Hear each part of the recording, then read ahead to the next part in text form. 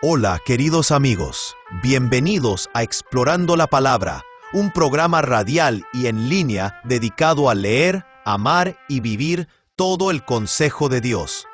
Si el Señor lo permite, nuestra intención es avanzar verso por verso, capítulo por capítulo, a través de toda la Biblia. Acompañándonos para continuar este recorrido, está nuestro maestro de la Biblia aquí en Explorando la Palabra, el pastor Paul Carter. Si tienes tu Biblia contigo, me encantaría que la abras ahora en 2 de Corintios capítulo 4. Este capítulo comienza con la palabra por tanto, lo cual indica que Pablo está construyendo sobre el argumento del capítulo anterior. En el capítulo 3, Pablo habló acerca del glorioso ministerio al cual había sido llamado. Él era ministro del nuevo pacto, un pacto que es superior al antiguo pacto en todo sentido. El antiguo pacto fue quebrantado apenas fue establecido, pero el nuevo pacto será guardado. Por supuesto, será guardado por Dios, pero también será guardado por los creyentes nacidos de nuevo, llenos del Espíritu, que han entrado en él. La gloria del antiguo pacto se estaba desvaneciendo, por así decirlo, mientras que la gloria del nuevo pacto es firme y permanente. El antiguo pacto era un asunto de la ley, pero el nuevo pacto es un asunto del Espíritu. Pablo estaba ministrando realidades poderosas, realidades esperadas por mucho tiempo, y por eso él habla con mucha valentía. Ese era el argumento en el capítulo 3. Aquí el argumento corre de manera paralela. Por causa de todas esas mismas realidades maravillosas y gloriosas, Pablo tampoco desfallece. Él dice eso al comienzo del capítulo y también al final del capítulo. Mira el versículo 1 y también el versículo 16. Esos dos versículos forman como un par de corchetes. Ese es el tema del capítulo.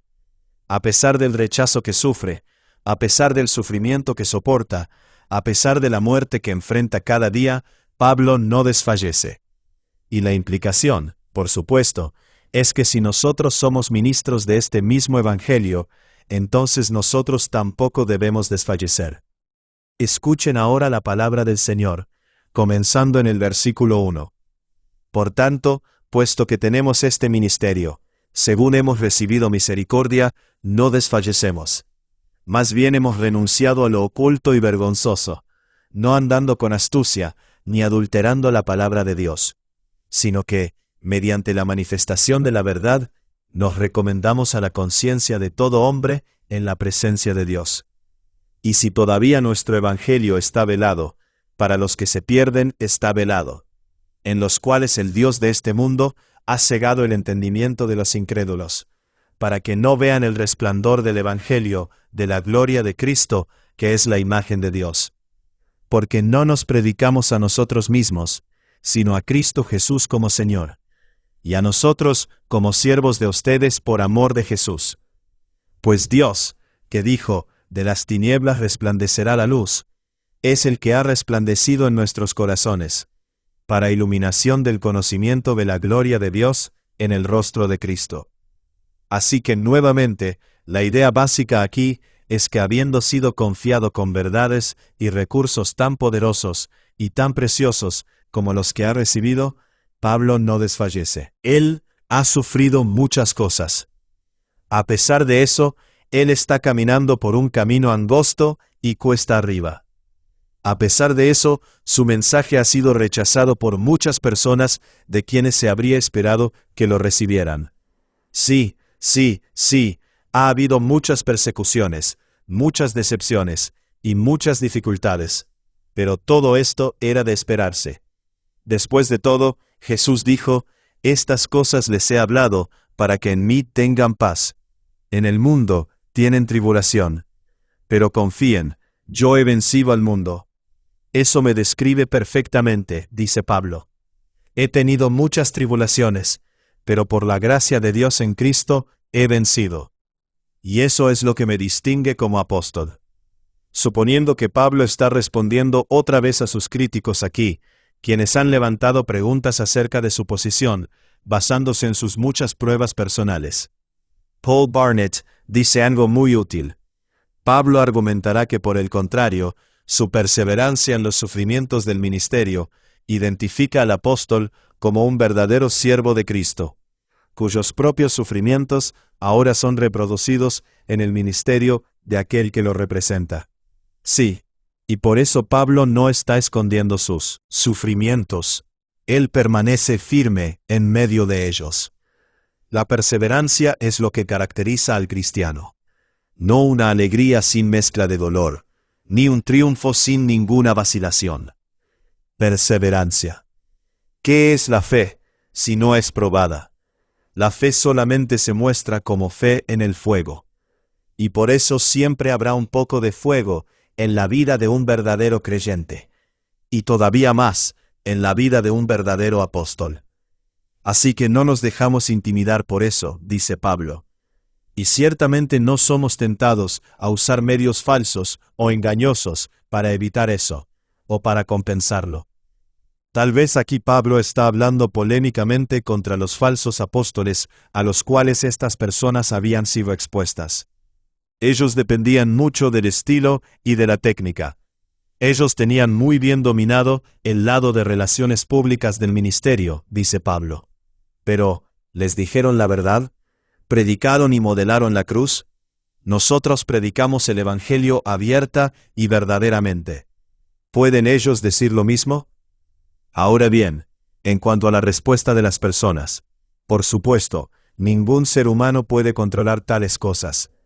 Es posible que se haya levantado una pregunta por parte de la iglesia mayoritariamente romana acerca de por qué tan pocos judíos locales habían recibido este evangelio, siendo que este evangelio surgió del suelo mismo del judaísmo del Antiguo Testamento. Pablo dice que la respuesta es que el evangelio está velado para algunos. Ellos no pueden verlo. El Dios de este siglo ha cegado sus ojos. Y luego Pablo parece hablar de manera biográfica, recordando el momento cuando una luz cegadora lo derribó y lo detuvo en su arrogancia y en su desafío. No pierdan la esperanza por esas personas, dice Pablo, porque yo sé, como un hecho, que la luz puede brillar en las tinieblas y puede transformar inmediatamente. Puede dar vuelta por completo, incluso al más vil de los hombres. Hablo por experiencia, dice él. Dios ha hecho resplandecer en mi corazón la luz del conocimiento de la gloria de Dios en el rostro de Jesucristo. Y por eso, ese es ahora nuestro mensaje, sostiene él. Simplemente buscamos compartir algo de la luz que nos ha sido dada por gracia. Todo se trata de la luz. Nunca se trató del vaso. Ese es el punto que él comienza a desarrollar ahora en el versículo 7. Pero tenemos este tesoro en vasos de barro, para que la extraordinaria grandeza del poder sea de Dios y no de nosotros. Detengámonos aquí por un momento. Este versículo es tan importante que merece una reflexión un poco más extensa. Pablo está diciendo aquí que el Evangelio es tan poderoso que debe ser llevado en cierto tipo de recipiente, para que la gente no ponga equivocadamente su confianza en el mensajero en lugar de ponerla en el mensaje. George Guthrie es excelente aquí. Él dice, la fragilidad del ministro humano sirve entonces para que el hombre tenga cuerpo del Evangelio, para mantener el enfoque en el Dios del Evangelio y no en su mensajero. Eso es exactamente. Mira, el Evangelio es poderoso. El Evangelio cambia a las personas. El Evangelio rompe ataduras y restaura la naturaleza. El Evangelio implanta nuevos afectos. No es nada menos que milagroso. Y por eso el peligro de tratar con tales poderes es considerable. Intencionalmente o no, las personas afectadas por el Evangelio van a inclinarse a asociar los cambios que han experimentado con la persona y el poder del mensajero. Ya sabes, yo estaba perdido, pero entonces el pastor Bob me encontró. Yo estaba confundido, pero el pastor Bob me enseñó.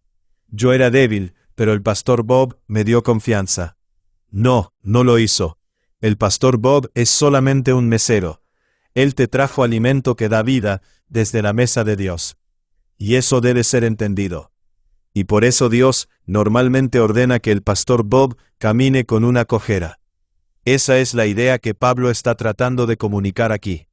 Si alguien es llamado al ministerio del Evangelio, entonces debe esperar manejar grandes poderes y ser afligido con gran debilidad. Pablo comienza a decir precisamente eso en el versículo 8 y en los versículos que siguen. Afligidos en todo, pero no agobiados, perplejos, pero no desesperados, perseguidos, pero no abandonados, derribados, pero no destruidos. Llevamos siempre en el cuerpo por todas partes la muerte de Jesús, para que también la vida de Jesús se manifieste en nuestro cuerpo. Porque nosotros que vivimos, constantemente estamos siendo entregados a muerte por causa de Jesús, para que también la vida de Jesús se manifieste en nuestro cuerpo mortal. Así que en nosotros obra la muerte, pero en ustedes la vida. Hay un juego de palabras en los versículos 8 y 9 en el griego original, que simplemente no pasa al inglés. Pero la idea básica es bastante clara. Pablo está diciendo que los ministros del Evangelio pueden esperar experimentar aflicción seria, pero aflicción supervisada. Dios quiere que compartas en el quebranto del mundo, pero no que seas destruido por él. Él quiere que muestres la esperanza y el poder del Evangelio en situaciones de sufrimiento y debilidad. Scott Hafemann dice algo muy útil aquí. Los contrastes del capítulo 4, versículos 8 y 9, subrayan que durante este siglo malo es la perseverancia en medio de la adversidad y no la liberación milagrosa e inmediata de ella, lo que revela de manera más profunda el poder de Dios. En su excelente comentario, en la serie Comentario de Aplicación de la Biblia Nueva Versión Internacional, Hafemann tiene una discusión extensa acerca de la función y la frecuencia del sufrimiento en la vida del ministro. Identificando el Evangelio de la prosperidad por defecto, que es tan común en la iglesia de hoy, él dice: aunque no lo expresamos abiertamente con frecuencia, en lo profundo seguimos convencidos de que si tan solo tuviéramos suficiente fe, deberíamos poder vencer o evitar la adversidad que nos rodea. De alguna manera, creemos que los verdaderos seguidores de Cristo no deberían tener que soportar la clase de problemas de salud y dolor de corazón que conocen nuestros vecinos. Por lo menos, nuestros matrimonios deberían funcionar y todos nuestros hijos deberían ser cristianos. Esta suposición de salud y riqueza es aún más evidente con respecto a los pastores, tanto en términos de nuestras expectativas hacia ellos, como en cuanto a la manera en que ellos se entienden a sí mismos.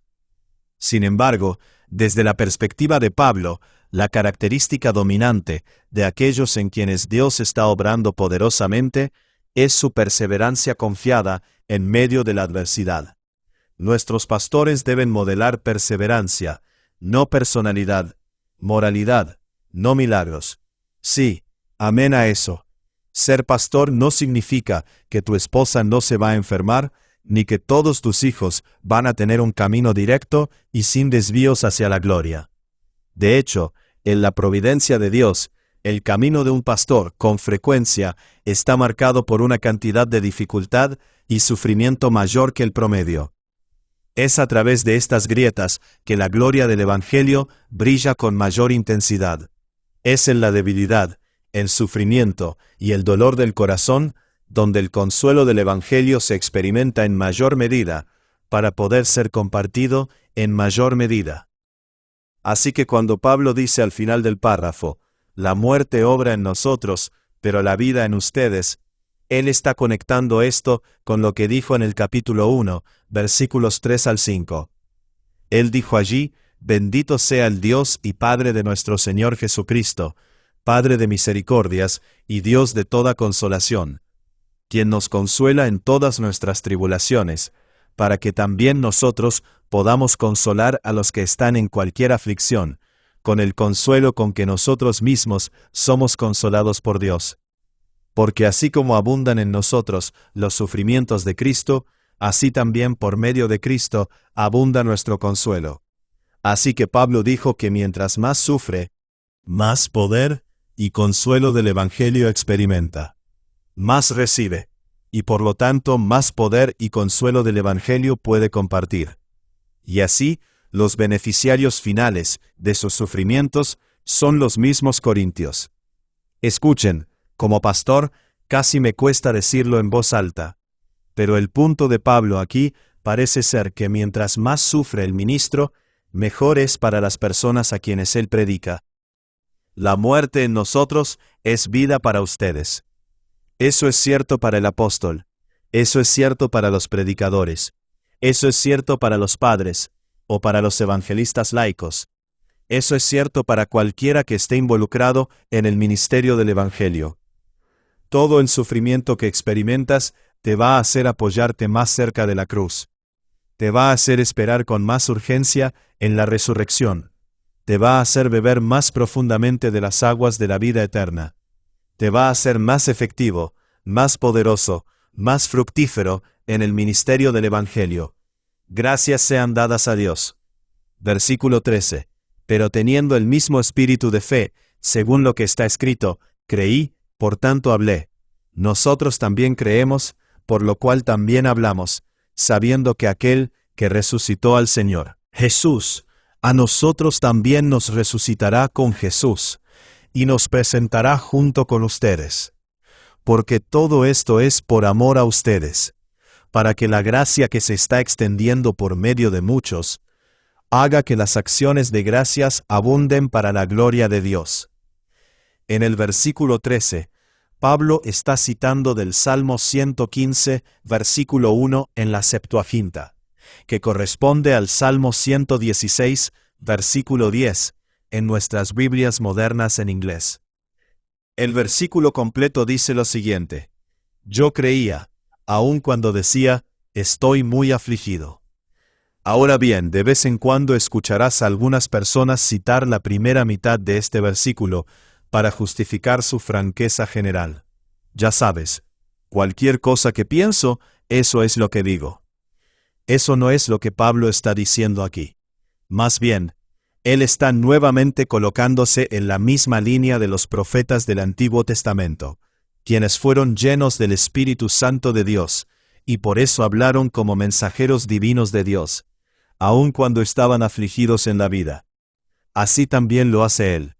Pablo está dispuesto a hablar desde una posición de debilidad, y desde en medio de la adversidad, porque él sabe que aun si fuera condenado a muerte por su fe, aquel que resucitó a Jesús de entre los muertos, también lo resucitará a él.